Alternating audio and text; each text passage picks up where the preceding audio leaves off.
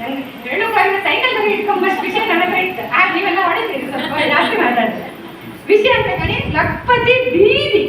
ಎಂತ ಲಖಪತಿ ಬೀದಿ? ಯಾವುದೇ ಒಂದು ಹುಡುಗರ ಹೆಸರು ಬರಲಿಲ್ಲ. ಒಂದು ಆ ಪ್ರಧಾನಮಂತ್ರಿ ನಮ್ಮ ಹೆಣ್ಮಕ್ಳ ಹೆಸರು ತಗೊಂಡಿರೋದ್ಮೇಲೆ ಹೇಳಿದ್ರೆ ಇದನ್ನೇನೋ ನಾವು ಮಾಡ್ತೀವಿ ಅನ್ನೋ ಒಂದು ಸವಾಲು ಅವರಿಗೆ ಗೊತ್ತಾಗಿದೆ.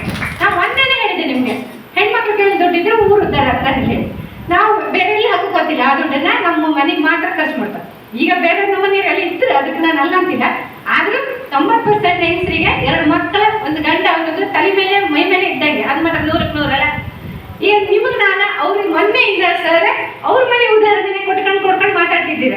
ಇವತ್ತಿಗೆ ನನ್ನ ಉದಾಹರಣೆ ನಾನು ನಿಮಗೆ ಕೊಡ್ತೀನಿ. ಅದರಿಂದ ನೀವು ಲಖಪತಿ 100% ನೀವು ಆಯ್ಕೆ, ಮತ್ತೆ ನೀವು ನಿಮ್ಮ ಆಜು ಬಾಜು ಮಾಡೋರಿಗೆ ಖಂಡಿತ ಸಪೋರ್ಟ್ ಮಾಡ್ತಾರೆ. ಎಂತಕ್ಕೆ ಅಂದ್ರೆ ನಾನೀಗ ಹೇಳೋ ಕಾನ್ಸೆಪ್ಟ್ ಕೇಳಿದ್ರೆ ನಿಮ್ಗೆ ಅನ್ಸ್ಬೋದು. ನಾನೀಗ ಮೇಲೆ ಬಂದಿದ್ದೆ ಅಜ್ಜಿ ಎಂತ ಗೊತ್ತಾ, ಈಗಿನ ಕಾಲದಲ್ಲಿ ಒಂದು ಹೆಣ್ಮಕ್ಳು ಸ್ಟಾರ್ಟಿಂಗ್ ಮದುವೆ ಅಪ್ಪತ್ತಿಗೆ ಗಂಡಿನ ಕಿಸಿ ಎಷ್ಟು ಗಟ್ಟಿತ್ತು ಕಾಲ ನಿಮ್ಗೆಲ್ಲರಿಗೂ ಗೊತ್ತಿದ್ದ ವಿಷಯ.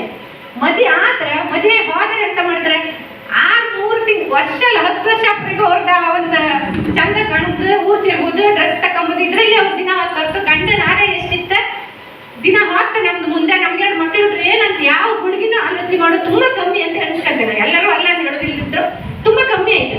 ಆದ್ರೆ ಯಾವ ಹೆಣ್ಮಕ್ಳು ಆ ತರ ಮಾಡೋದಿಲ್ಲ.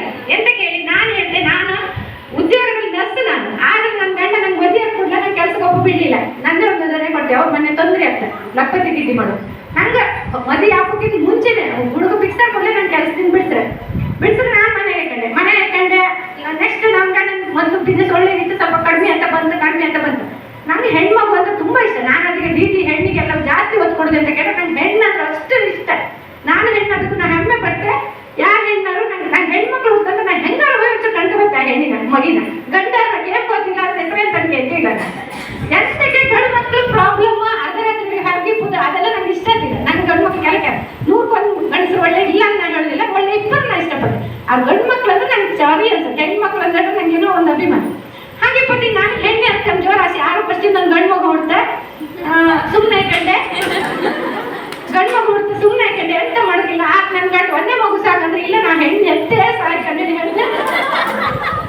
ಮತ್ತು ನಿಮ್ಗೆ ಒಂದು ವಿಷಯ ಹೇಳ್ತೇನೆ, ನಾನು 6-7 ಅವರ್ಸಲ್ಲಿ ಮಾಡಿಸ್ಕೊಂಡು 2ನೇ ಹೆಣ್ಮಗಿಗೆ ಎತ್ತಿದ್ದೆ. ನಾನು ಸತ್ತು ನೋಡಿಲ್ಲ, ನಾನು ಹೆಣ್ಮಗಿನ ಎಲ್ಲವೇ ನಾನು ಭೂಮಿಗೆ ಒಂದು ಹೆಣ್ಮಗಿನ ಕೊಟ್ಟ ಸಾಯ್ಕೊಂಡು ನಾನು ಅಷ್ಟು ನಾನು ಹೆಣ್ಣಿನ ಇಷ್ಟಪಡುವ ಹೆಣ್ಣು. ನೀವೆಷ್ಟು ಆಲೋಚನೆ ಮಾಡ್ಕೊಂಡು ಹೆಣ್ಣಿಗೆ ನಾವು ಎಷ್ಟು ಅಭಿಮಾನ ಕೊಡ್ತೇನೆ. ಎಂತಕ್ಕೆ ಹೆಣ್ಣಿಲ್ಲ ಭೂಮಿ ಇಲ್ಲ, ಅದು ಮಾತ್ರ ಗ್ಯಾರಂಟಿ. ಹಾಗೆ ಪಟ್ಟಿ ನಾನು ಒಂದು ಹೆಣ್ಣಿನ ಎತ್ತೆ 6 ವರ್ಷದ ನಂತರ ನನ್ನ ಗಂಡ ಸ್ವಲ್ಪ ಬಿಸ್ನೆಸ್ ಕಮ್ಮಿ ಆಗ್ತದೆ. ಅಷ್ಟೊತ್ತಿಗೆ ಅಂತ ಇದ್ರೆ ನನ್ಗೆ ಅನಿಸ್ತದೆ ಈಗ 2 ಮಕ್ಕಳು ನಾವು ಆ ಮಕ್ಕಳನ್ನ ಹೆಂಗೆ ಸಾಕಕ್ಕೆ ಹೇಳಿ. ನಾನೀಗ ಬೇರೆ ಕಾನ್ಸೆಪ್ಟ್ ಹೇಳ್ತಿದ್ದೆ, ನಿಮ್ಗೆಲ್ಲ ತಪ್ಪು ತಿಳ್ಕೊಂಡ್ಬೇಡಿ. ಇದೊಂದು ಉದಾಹರಣೆ ನಾನು ಕೊಟ್ಟದ್ರಿಂದ ಖಂಡಿತ ನೀವು ಚೇಂಜ್ ಆಗ್ತದೆ ಸ್ವಲ್ಪ. ನಾ ಎಲ್ಲೂ ಹೇಳಿಲ್ಲ ಇಷ್ಟರೊಳಗೆ, ನಾನು ಇವತ್ತಿಲ್ಲಿ ಹೇಳ್ತಿದ್ದೆ. ನಮ್ಮ ಪಂಚಾಯತ್ ಇದ್ರ ಅದನ್ನ ಊರಿನ ಕಡೆ ಹೇಳ್ಬೇಡಿ ಹೇಳ್ತಾರೆ ಅನ್ಕೊಂಡ. ಅಷ್ಟೊತ್ತಿಗೆ ಅಂತ ಇದ್ರೆ ಬಿಸ್ನೆಸ್ ಕಮ್ಮಿ. ನನಗೆ ನನ್ನ ಹೆಣ್ಣು ಮಗಿನ ಕಮ್ಮಿ ಅಂತ ಸಾಕೋಕೆ ಇಷ್ಟ ಇಲ್ಲ. ಅವಳಿಗೆ ಏನ್ ಬೇಕು ಎಲ್ಲನೂ ಕೊಟ್ಟು ಸಾಕತ್ತೆ. ಎಂತಕ್ಕೆ ನಾವು ಮಿಡ್ಲ್ ಕ್ಲಾಸ್ ಫ್ಯಾಮಿಲಿ ಜನ. ನನ್ನ ಗಂಡನ ಒಬ್ಬರ ಆಗೋದ್ರಿಂದ ನನ್ನ ಮಗಳನ್ನ ಬೇಕಾದಂಗೆ ಸಾಕೋಕೆ ಆಗಿಲ್ಲ ಅನ್ನೋದು ಒಂದು ನಂಗೆ ಕರೆಕ್ಟ್ ಗೊತ್ತಾಯ್ತು. 7 ವರ್ಷ ಆಯ್ತು ನಂಗೆ ಅಷ್ಟೊತ್ತಿಗೆ ಮದುವೆ ಆಗಿ ಮನೆಗೆ ಇದ್ದೆ, ಅಡುಗೆ ಮಾಡ್ಕೊಂಡೆ ಮನೆಗೆ ಮಾತ್ರ ನಾನು ನಿಮ್ಮ ಕಡೆ ಎಲ್ಲ ಕಡೆ ಧಾರಾವಾಹಿ ಟಿವಿ ಕಂಬಳೆಲ್ಲ ನನ್ಗೆ ಅದು ಕೈಗಾರಿಕೆಲ್ಲ ಮಾಡ್ಕೊಂಡೇ ಇರ್ತಿದ್ದೆ. ನಾನು ಆದ್ರೂ ಇನ್ಕಮ್ ಇಲ್ಲ. ಕಡೆಗೆ ಎಂತ ಮಾಡಿದೆ, ನಾನು ನನ್ನ ಗಂಡನಿಗೂ ನಮ್ಮ ಡೈವರ್ಸ್ ಬಂದ್ರ ಮೇಲೆ ಹೇಳಿದೆ, ನಾನು ನೀವು ಹೇಳಿಸ್ಕೊಂಡ ಮಕ್ಕಳು ಸಾಕೋಕಾತಿಲ್ಲ, ನಾನು ದುಡುಕಿ ಹಾಪಾಳೆ ಅಂತ ಹೇಳಿ ಡೈವರ್ಸ್ 6 ಓಕೆ ಅಂತ. ಅವ್ರು ಮಾಡಿಲ್ಲ, ನಂಗೆ 100 ಗೊತ್ತಿದೆ ಅಂತ ಕೇಳಿದ್ರೆ ಅವ್ರು ನಾನು ಬಿಟ್ಟರು ಒಂದಿನ ಆಯ್ತಂತಿಲ್ಲ. ಹಾಗೆ ಡೈವರ್ಸ್ ಮಾಡಿ ನೋಡಿಲ್ಲ ನೀವು, ನಾನು ದುಡುಕು ಹಾಪಾಳೆ. ನಾನು ಫಸ್ಟ್ ದುಡ್ದದ್ದು ಎಂತ ಅಂತ ಕೇಳಿದ್ರೆ ನೀವೇನ ಹೇಳ್ತೇವೆ. ಇವತ್ತು ನಾನು ಕಾರ ತಿರುಗುತ್ತೆ, ನಮ್ಮ ಮನೆಗೆ 2 ಮನೆ ಇತ್ತು ನನ್ನ ಹತ್ರ, ಎಲ್ಲ ಇರ್ತದೆ ಅವ್ರದ್ದು. ನಾನು ಇದು ಹೇಳೋದಲ್ಲ. ಆಗ ನಾನು ಫಸ್ಟ್ ಕೆಲಸ ಮಾಡೋದು ಹೊರಟದ್ದೆ ಇದೇ ಯಾವುದೋ ಒಂದು ಸಂಘದ 5,000 ಮಹಿಳಾ ಮಂಡಲದ 5,000 ಲೋನ್ ತಗೊಂಡೆ. ಹೋಲ್ಸೇಲ್ ಇಂದ ಬಟ್ಟೆ ತಗೊಂಡು ಬಂದೆ, ಗಂಟು ಕಟ್ಕೊಂಡು ಹೊತ್ಕೊಂಡು ನಾನು ಊರು ಮಾರಿದ್ದೆ. ನಮ್ಮ ಗಂಟೆ ಬಿಟ್ಟಿದ್ದೀನಿ, ನಾನು ಗಂಟು ಕಟ್ಕೊಂಡು ತಲೆ ಮೇಲೆ ಇಟ್ಕೊಂಡು ಹೊತ್ಕೊಂಡೆಲ್ಲ ಮಾರಿದ್ದೆ. ನನ್ನ ಗಂಡ ಅವರು ಶ್ರೀಮಂತರ ಮನೆ ಗಂಡಸವ್ರೆ. ಆಗ ಅವ್ರು ನನ್ನ ಮನೆಯಲ್ಲಿ ಪೂರಾ ಹೋಯ್ತು ಅಂತ ನನ್ನ ಜೀವನ ತಕೊಂಡ್ಸಲ್ ಮಾಡೋಣ. ನಾನು ಇಲ್ಲಿ ಮನೆಗೆ ಹೋಗೋದಂದ್ರೆ ಬೇರೆ, ನಿಮ್ಗೆ ಅದನ್ನು ಅರ್ಥ ಆಗಿಲ್ಲ. ನಾನು ಮನೆಗೆ ತೆಗಿಲ್ಲ ನಿಮ್ದು ಅನ್ಕೊಂಡು ಒಂದು ಸವಾಲು ಕಣ್ಣು ಕೊಟ್ಕೊಂಡೆ. ಅದೇ 1 ವಾರ ನನ್ನ ಗಂಡ ಸ್ಕೂಟಿ ತಂದ್ಕೊಟ್ರೆ, ನೀನು ನಡ್ಕೊಂಡೆಲ್ಲ ಹೋಗ್ಬೇಡ ಮಾರೈತಿ, ನನ್ನ ಮನೆಗೆ ಸ್ಕೂಟಿ ತಗೊಂಡು ಹೋಗೋಣ. 1 ಗಂಟೆ ಒಳಗೆ ಸ್ಕೂಟಿ ಕಲ್ತಿದ್ದೆ ನಾನು. 1 ಗಂಟೆ ಯಾರು ಕಲ್ತಿಲ್ಲ, ನಾನು ಒಬ್ಬಳೆ. ನಮಗೆ 6-6.5 ವರ್ಷದ ಮಗ ನನಗೆ ಹಿಂಗೆ ಮಕ್ಕಳು ಸಪೋರ್ಟ್ ಮಾಡ್ತಿದ್ದೆ. ಅಮ್ಮ ನಾನು ಹಿಂಗೆ ಹೋಗಂತೆ ನೀನು ಮಾಡೋದು. ನನ್ನ ಮಗನ ಸಪೋರ್ಟ್ ನಾನು ಸೈಕಲ್ ಕೊಡು ಬಂದಿದ್ದೆ. ನಾವು 1 ಗಂಟೆ ಒಳಗೆ ಮತ್ತಿನ ಕಡೆ ಸ್ಕೂಟಿಗೆ ತಗೊಂಡಿರು ಸುಮ್ಮನೆ.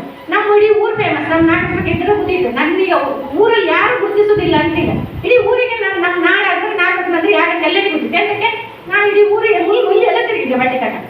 ನನ್ನ ನಾಚಿಕೆ ಇಲ್ಲ, ಎಂಥದ್ದು ಅಲ್ಲ. ಎಂತಕ್ಕೆ ನಾನು ನನ್ನ ಮಗಳಿಗೆ ಮಗಳಿಗೂ ಒಳ್ಳೆ ಎಜುಕೇಶನ್ ಕೊಟ್ಟು ಒಳ್ಳೆ ಸ್ಟ್ಯಾಂಡರ್ಡ್ ಆಗಿ ಅವ್ರಿಗೆ ಸಾಕಷ್ಟು ಅವ್ರಿಗೆ ಏನು ಕಮ್ಮಿ ಮಾಡೋದು ನನಗೆ ಇಷ್ಟ ಇರಲಿಲ್ಲ.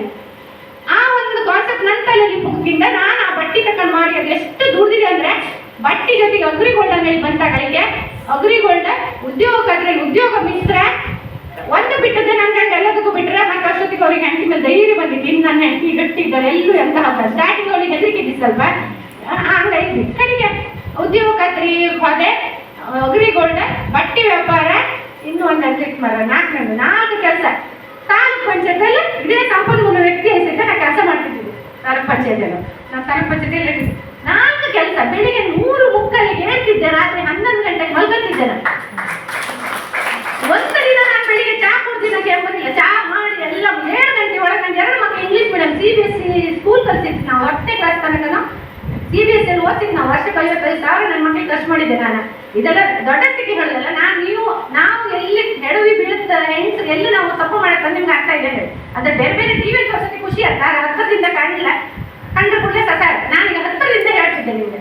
ನಾನು ಇಷ್ಟು ಮಾಡಿದೆ ಅಂದ್ರೆ ನಂಗೆ ಅದ್ರಲ್ಲಿ ಗಟ್ಟಿ ಇದೆ. ನಾನು ಗಟ್ಟಿ ಇದ್ದಾಗಲೇ ನಾವು ಏನೋ ಒಂದು ಮಾಡ್ಬೇಕು. 60 ವರ್ಷದ ನಂತರ ದುಡುಕಾದ್ರೆ ಅಷ್ಟೊಂದು ನಮ್ಗೆ ಅರ್ಥ ಆಗ್ತದೆ ನಾವು ದುಡಿಕಂತ ಹೇಳಿ.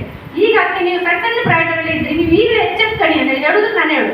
ದುಡ್ಡಿದ್ದರೆ ಎಲ್ಲ ಇತ್ತು ಗೊತ್ತಿಲ್ಲ, ದುಡ್ಡಿಲ್ಲ ಎಂಥದ್ದು ಇಲ್ಲ. ನಾವು ಈ 35 ವರ್ಷ ಆಪ್ರೋಡಿಗೂ ಜನರಿಗೆ ಹೆಣ್ಮಕ್ಳಿಗೆ ಹೆಚ್ಚೆ ನಮ್ಮ ಶೋಕಿನೇ ಗೊತ್ತಾಗ್ತದ್ದು, ಆರ್ಥಿಕ ಪರಿಸ್ಥಿತಿ ಅರ್ಥ ಆಗ್ತಿಲ್ಲ. ಅದನ್ನು ನೀವು ಸಣ್ಣ ಹೆಚ್ಚಿಗೆ ಮಾಡ್ತೀನಿ ಅಂತ ನಾನು ಹೇಳ್ತೇನೆ.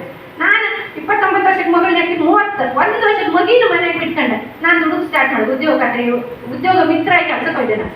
ಪಂಚಾಯತಿ ನನ್ನ ಮನೆ ಹತ್ರ ಒಂದಿತ್ತು, ಅದೊಂದು ಅನುಕೂಲ ನನಗೆ. ನಾನು ಎಲ್ಲದಕ್ಕೂ ರೆಡಿ ಹೋಯ್ದೆ. ಕಪ್ಪಟ್ಟೆ ಬಿಸಿಲ ಎಂತಕ್ಕೂ ಕ್ಯಾರ್ ಮಾಡಿದೆ ನಾವು ಹೋಯ್ತು. ಫಸ್ಟ್ ಅದು ಒಂದೇ ಕಡೆಗೆ ನಾನು ಸೇರಿಸ್ಕೊಂಡೆ 45,000 ನಾನು ಪ್ರತಿ ತಿಂಗಳು ದುಡ್ದಿದ್ದೆ. ನಾನು ಬರೀ 8 ವರ್ಷ ದುಡ್ದೆ. 8 ವರ್ಷ ದುಡುವುದರೊಳಗೆ ನನಗೆ ನಾನು ನಿಜವಾಗ್ಲೂ ತಪ್ಪೆಲ್ಲಿ ಮಾಡಿದೆ ಅಂದ್ರೆ, ಈ ದುಡ್ಡು ಮಾಡೋದು ಬೆನ್ನತ್ತಿ ಹೋಗಿ ನನಗೆ ಹೆಲ್ತ್ ನೆನಪೋಯ್ತು. ಎಲ್ಲಿ ಹೆಲ್ತ್ ವೀಕ್ ಆಗಿ ಗೊತ್ತಿಲ್ಲ. ಅಲ್ಲಿ 6 ಅಪರ್ಷನ್ ಆಯ್ತು, ಅದು ಇದು ಬ್ಲಡ್ ಕಮ್ಮಿ ಇದ್ದಿದ್ದ, 6 ಕ್ಯಾನ್ಸರ್ ಮಾಡಿ ಬೆಳಿಗ್ಗೆ ತಿಂಡಿ ಮಾಡ್ತಿದ್ದೆ, ತಿಂಬು ಕುರ್ಸೋದಿರೋದಿಲ್ಲ, ಡಬ್ಬಿ ತುಂಬ್ತಿದ್ದೆ, ತಗೊಂಡು ಹೋಗ್ದೆ ಅಂತ ಇರೋದಿಲ್ಲ. ಇದ್ದ ಮಧ್ಯಾಹ್ನ ಅಲ್ಲೆಲ್ಲೂ ಎಂಥದ್ದು ಇಲ್ಲ. 3:30 4 ಗಂಟೆಗೆ ಮನೆ ಬರ್ತಿದ್ದೆ, ಫುಡ್ಡಿಲ್ಲ ನಂಗೆ, ಹೊರಗಡೆ ಎಂಥದ್ದು ಸೇರುದಿಲ್ಲ, ಬೇರೆ ಮನೆ ತಿಂತಿಲ್ಲ ನಾನು, ಒಂದು ಸ್ವಲ್ಪ ಹೋಟ್ಲಿಗೆ ಸಾಕಿಲ್ಲ, ಹಂಗೆಲ್ಲ ಮಾಡಿ ಶುಗರ್ BP 2 ಕಾಯಿಲೆ ನನ್ಗೆ ಬಂದ್ಬಿಡ್ತದೆ. ಇವತ್ತು ನಾನು ಶುಗರ್ BP ಪೇಷಂಟ್. 29 ಮಗನ ಪ್ರೆಗ್ನೆನ್ಸಿ ಶುಗರ್ ಬಂದಿದ್ದಂಗೆ ಹೋಯ್ಲಿಲ್ಲ. ಅದ್ರ ನಂತರ ನನಗೆ ದಿನಕ್ಕೆ 6-7 ಮಾಡಿ ತಿನ್ಕೊಂಡು 20 ಹೆಣ್ಣು ನಾನು ಮಾತ್ರ ಕವರ್ ಕಂಡ್ರೆ ನಮ್ಮನೆ ತಲೆ ಬಿಸಿ ಅಂತ. ನನ್ನ ಎನರ್ಜಿ ಕಂಡ್ರೆ ಯಾರು ಹೇಳೋದಿಲ್ಲ ಶುಗರ್ BP ಇರ್ತದ. ನನ್ನ ಹೆಲ್ತ್ ಅಷ್ಟು ಡೌನ್. ಮೊನ್ನೆ 7 ಗ್ರಾಮ್ HP ಬಂದು ಇಂಜೆಕ್ಷನ್ ಆಯ್ತು ಅಂತ ಹೇಳಿದ್ದೆ ನಾನು. ಆ 2 ಕಾಯಿಲೆ ಬಂದು ಸ್ವಲ್ಪ ತರ್ಕದ. ನನ್ನ ಮಗ 8-9ನೇ ಕ್ಲಾಸಿಗೆ ಬಂದ. ನನ್ನ ಮಗ ಭಯಂಕರ ಜ್ಞಾನವ. ಅವನು ನಾನು ಹೇಳಿಸ್ ಮಾಡ, ಅಮ್ಮ ನೀ ಇನ್ನೂ ಇದೇ ನಮ್ಮನೆ ಕೆಲಸ ಮಾಡ್ರೆ ಸರ್, ನಾಳೆ ಮನಿಗಂತೆ ಅಪ್ಪ ದುಡ್ದು ಆಸ್ಪತ್ರೆಗೆ ಆಗ್ತದೆ, ನೀ ಸ್ವಲ್ಪ ದುಡ್ಡು ಕಮ್ಮಿ ಮಾಡ, ನೀನ್ ಮನೆಗೆ ಆಯ್ಕೋ ಅಮ್ಮ, ನೀನು ದುಡುಕ್ ಹೋಗ್ಬೇಡ ಅಂತ. ನನ್ಗೆ ಸ್ವಲ್ಪ ದುಡ್ಡು ಹೆಚ್ಚದ. ದುಡಿದ್ರು ಅವ್ರಿಗೆ ಕಾರ್ಯಪ್ರಜ್ಞೆ ಗೊತ್ತಿಲ್ಲ, ಬಚ್ಚುದಂದ್ರೆ ಅಂತಂದ್ರೆ ಗೊತ್ತಿಲ್ಲ ಅವ್ರಿಗೆ. ಅಲ್ಲ ನಂಗೆ ಪ್ರೆಷರ್ ಅದು. ನನ್ನ ಗಂಡ ಎಲ್ಲ ಒಳ್ಳೆಯದೇ, ಎಂತ ಹ್ಯಾಬಿಟ್ ಇಲ್ಲ ಎಂತಿಲ್ಲ. ದುಡ್ಡು ಮಾತ್ರ ಮನೆ ತಂದು ಬಚ್ಚದಂದ್ರೆ ಆಗ್ತಿಲ್ಲ ಅವ್ರಿಗೆ. ನಾಳೆಗೆ ಬಚ್ಚಿದ್ರೆ ಅಂತ, ಇವತ್ತು ಪೂರ್ತಿ ಖರ್ಚೆ. ಹಾಗೆ ನಾನು ಅಪ್ಪಕ್ಕೋಸ್ಕರ ನಂಗೆ ಈಗ ಹಿಂಗೆ ನಂಬಬೇಕು, ನಂಗೆ ಹೋಗಿ ನಮಗೆ ಆಸ್ಪತ್ರೆಗೆ ಹಾಕೋದು. ಮತ್ತೆ ಇನ್ನೊಂದು ಹೇಳ್ತೆ ಹೆಲ್ತ್. ನಮ್ಮ ಹೆಣ್ಮಕ್ಳಿಗೆ ಮೇಯ್ನ್ ನಾವು ಮನೆಗೆ ಹೆಲ್ತ್ ಮೇಂಟೈನ್ ಮಾಡೋರು ನಾವು.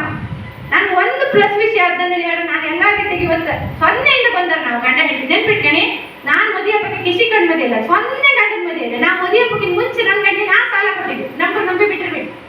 ನಾನು ನನ್ನ ಗಂಡಿ ಸಾಲ ಕೊಟ್ಟಿದ್ದೆ ಮದುವೆ ಹಬ್ಬಕ್ಕೆ ಮುಂಚೆ. ಆ ಹುಡುಗ ನಂಗೆ ಫಿಕ್ಸ್ ಆಗ್ಬಿಡ್ಲೆ, ಅಷ್ಟು ಕಡಿಮೆ ಕಂಡ ಸ್ಥಾನದಾಗಿದ್ದು ಹೊಂಟಿ ನಾ ಮದುವೆ ಅಂದ್ರೆ ಅವನ ಗುಣ ಒಂದೇ ಕಂಡ ಗೊತ್ತಿಲ್ಲ.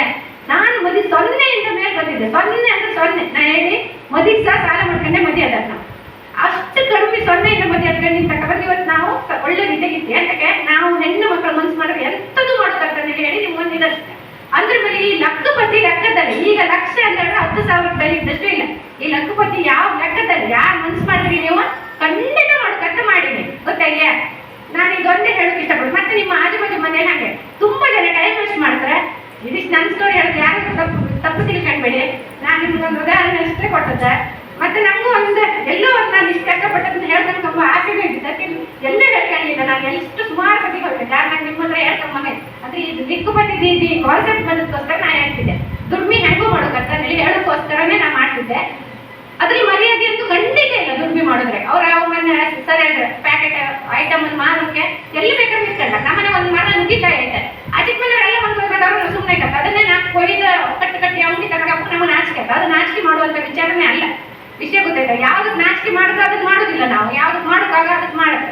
ಅದು ತಲೆಯಲ್ಲಿ ನಾನು ಬಟ್ಟಿ ಹೊತ್ಕೊಂಡು ಮಾರುವಾಗ ನಂಗೆ ನಾಚಿಕೆ ಇಲ್ಲ ಎಂತಕ್ಕೆ ಹೇಳಿ, ಅದು ನಾನು ಮಾಡ್ತಿರೋ ವ್ಯವಹಾರ. ನನಗೆ ನಾನು ಒಳ್ಳೆ ಗೌರವಿಸ್ತಿದ್ರೆ ನಂಗೆ ಬೆಟ್ಟಾದ್ರೂ ತಗೊಂಡಿದ್ದು ಬ್ಯಾಂಡ್ರೂ ತಗೊಂಡಿದ್ದು ನಾನು ಅದರ ಬಟ್ಟೆ ಗೊತ್ತಾಯಿದೆ.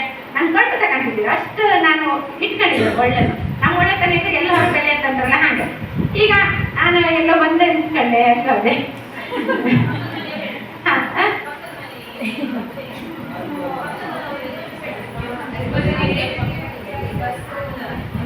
ಸರಿ ಹೊಯ್ಲಕ್ಕ ಅದೇ ಎಪ್ಪತ್ತಿದ್ದೀರಿ. ಮತ್ತೊಂದು ನಮ್ದು ಈ ಸಂಬಳದಲ್ಲಿ ಮಾಡ್ತಾರೆ ಸರ್, ಇದನ್ನ ನಾವು ಮುಂದುವರಿಸಿ ಅಂದ್ರೆ ಖಂಡಿತ ಯಾರು ಮುಂದುವರಿಸೋದು ಡೌಟ್. ನೀವು ಸ್ಯಾಲ್ರಿ ಬಗ್ಗೆ ಒಂದು ಸ್ವಲ್ಪ ಮುಂದೆ ತಗೊಂಡಿ ಆಯ್ತು. ಮತ್ತೆ ಇನ್ನು ಅವಕಾಶ ಸಿಗ್ದಲ್ಲಿ ಹೇಳ್ತೀನಿ.